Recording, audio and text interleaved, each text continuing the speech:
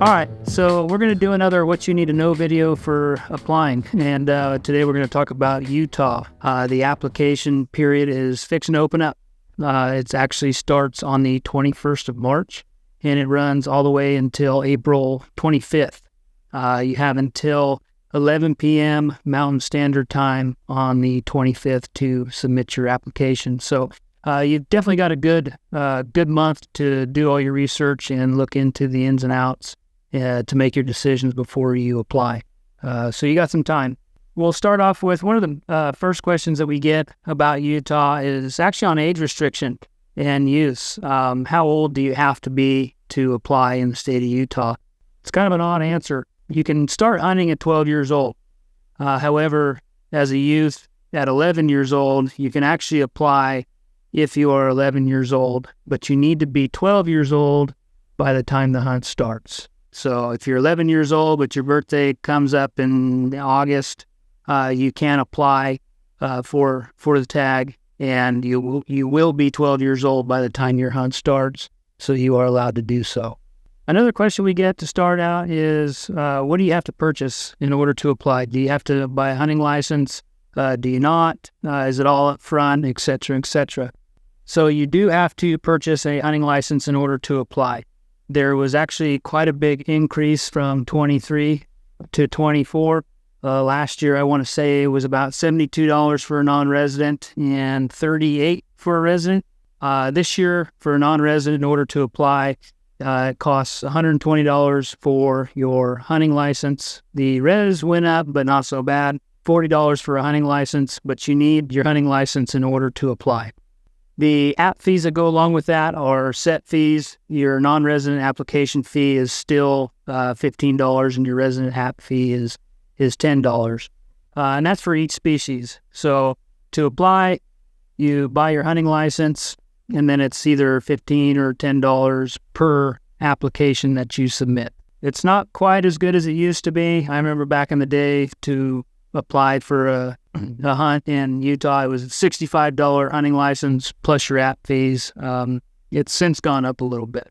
$120 for a non-resident plus your app fees, $40 for a resident plus your app fees. So another common question we get is, what all can you apply for in the state of Utah? And for non-residents, the answer is simple. You can apply for anything and everything. Deer, elk, antelope, limited entry, moose, sheep, goat. You want to apply for it, you can. Residents, not so much. So for a resident applying in the state of Utah, you actually only get to pick from some, not all. You have the chance to apply for one of the limited entry hunts, whether that's deer, elk, or antelope, and you have the ability to apply for one of the once-in-a-lifetime hunts, which is your moose, sheep, goat. That does allow you, however, you can apply for your general deer and your dedicated hunter as well. So a little restricted on the resident side, which is odd. Typically states are reversed in that role, but that's the way Utah does it.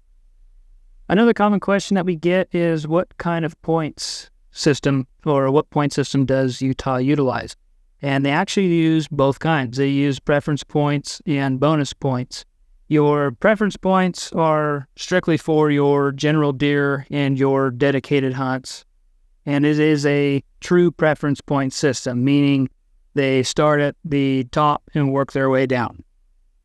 For whatever hunt you apply for, they'll start at the highest level of points. They'll award tags all the way down until tags are gone and they're done with it. All right, so the other system that Utah uses is the bonus point system. And the bonus points go out towards your once-in-a-lifetime hunts, moose, sheep, goat, bison, and your limited entry hunts. And the way the bonus point system works is it's actually more so of a hybrid draw. So what they'll do is they'll take 50% of the tags allocated for that hunt, and those will be awarded to your highest bonus point holders. The other 50% of those tags that were allocated go randomly. Not just completely random. Your bonus points are still totaled up, but it does turn into a true bonus point draw for that second 50% of those tags. You've heard me mention dedicated hunter deer, and what that is, it's the dedicated hunter deer program. And the way that it works is you apply for a general season deer unit in the state through the program. And if you are successful in drawing, what that really does is it gives you a chance, a 3-year consecutive chance to hunt that unit. And it's for all weapon types. So you can hunt the archery season, muzzleloader season, and the rifle season. You're only allowed to harvest 2 bucks out of that 3-year span. But if you're unsuccessful in the first year, you still have a guaranteed tag for the next 2 years. So it's really a guaranteed tag for 3 years. Once again, you can only take 2 out of the 3. Some downsides to the dedicated hunter is if you're successful in drawing that tag, it does come at a higher cost, especially for non-residents. And you also have to put in 32 service hours for the DWR. So that's project work like guzzlers or tearing down fences or whatever they have planned that counts towards that 32 hours. But it is a good way to kind of secure yourself a general deer tag for 3 years in a row. So as far as your applications go in the state of Utah, they give you the ability to put down 2 choices on your application. And just wanted to, I guess, let folks know that what they do in Utah is they will look at everybody's first choice before they move on to anybody's second choice. So unfortunately, what that means is the chances of drawing something as a second choice in Utah is extremely rare. Really, you only should bank on what your first choice is. I'm not saying don't put a second, but it's kind of irrelevant, unfortunately. Back in the day, you used to pull second choice tags. It's getting harder and harder to do in most states. So pay attention to that first choice and bank on that. Also, you can apply for points only in Utah. You can do that for both your general and your limited entry hunts.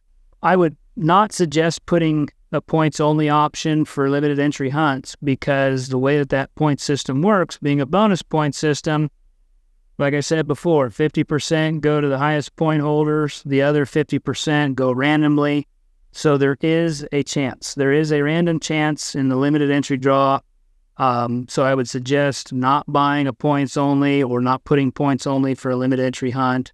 I highly suggest folks actually physically apply for a unit for those limited entry hunts because you never know. If there's a chance it could be you. All right, so along the lines of applying, party applications, another question we get is about party apps. So you do have the ability to apply as a party in both the general and for the limited entry hunts. They allow up to 4 applicants per party.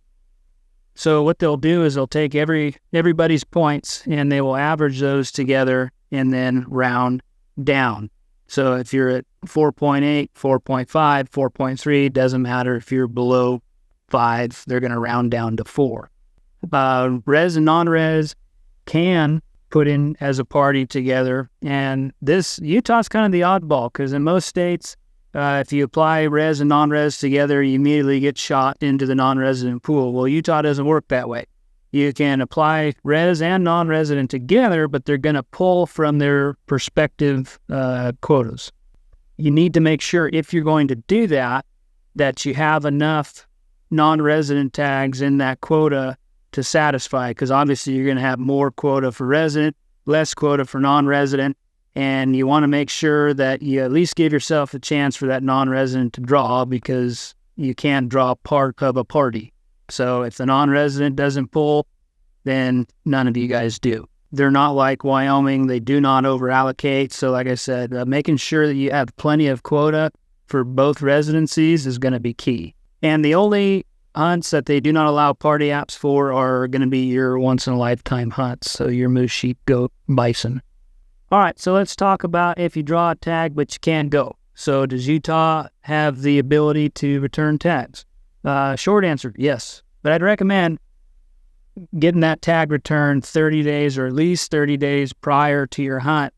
If you do so, you'll be given your points back. If you're within that 30-day window, you can return the tag, but you don't get your points back. I would suggest doing everything you can to go hunting, but if you can't, there are ways to return that tag and retain your points. There are time limits, so please pay attention to that.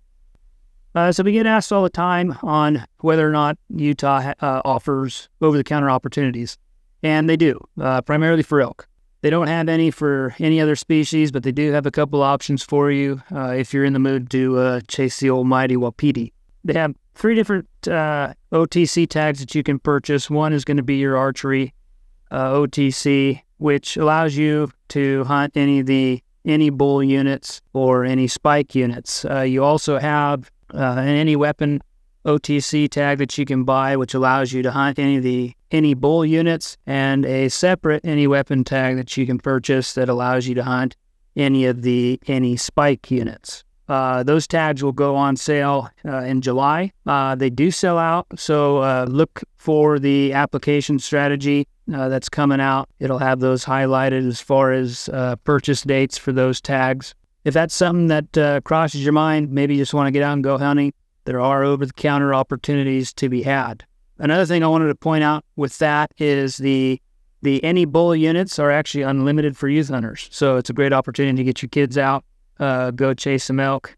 Take caution as far as any of the other over-the-counter opportunities there are out west. You can expect people, maybe low numbers of animals, etc. Try to do some homework, do a little research. Pay attention to those tag sales that will be out in July, and snag one up if that's something that you're looking for, because they will sell out. All right, well, I'm sure some of you might have some questions following this, and if you do, feel free to drop them in the comments. Feel free to email in. I highly encourage folks, like I said, you've got a good month to do a bunch of research. Applications will open up on the 21st of March. You have until the 25th of April.